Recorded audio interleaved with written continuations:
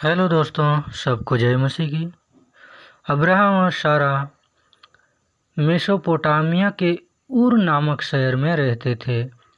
Abraham एक धार्मिक व्यक्ति थे और उनका गहरा विश्वास परमेश्वर में था।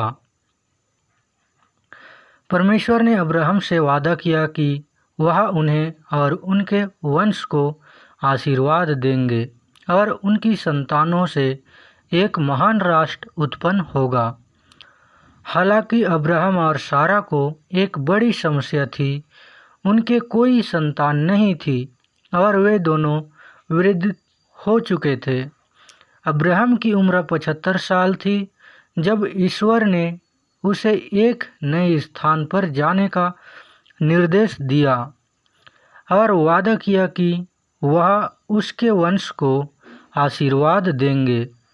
परमेश्वर का वादा और सारा की दुविधा।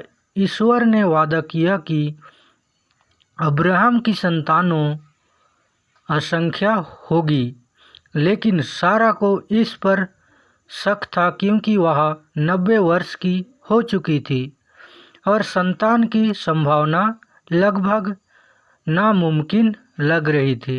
इसीलिए सारा ने अपनी दासी हाजिरा को अब्राहम के साथ संबंध बनाने की अनुमति दी ताकि उनके माध्यम से संतान हो सके।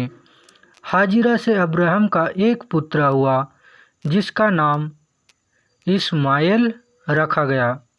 लेकिन परमेश्वर का असली वादा सारा के लिए था।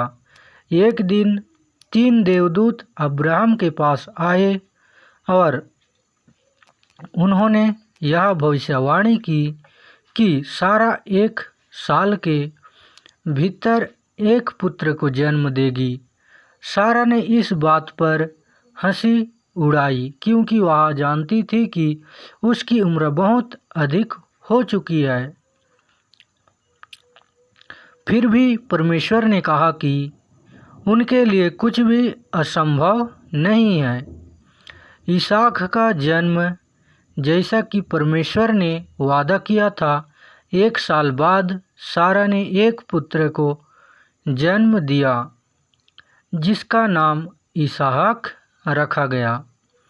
यह एक चमत्कार था क्योंकि अब्राहम 100 वर्ष के थे और सारा 90 वर्ष की। इसहाक का जन्म इस बात का प्रमाण था कि परमेश्वर अपने वचनों को हमेशा पूरा करते हैं, चाहे परिस्थितियां कितनी भी कठिन क्यों ना हो। कहानी का महत्व। अब्राहम और सारा की कहानी परमेश्वर के प्रति अटूट विश्वास का उदाहरण है।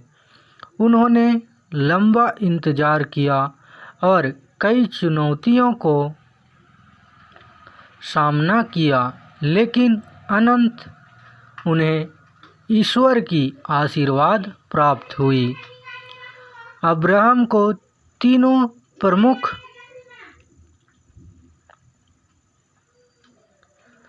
सबको जय मसीह के। दोस्तों, इस कहानी आपको पसंद आई तो लाइक, सब्सक्राइब, शेयर और कमेंट ज़रूर करें। सबको प्रभु यीशु के नाम में जय मसीह की।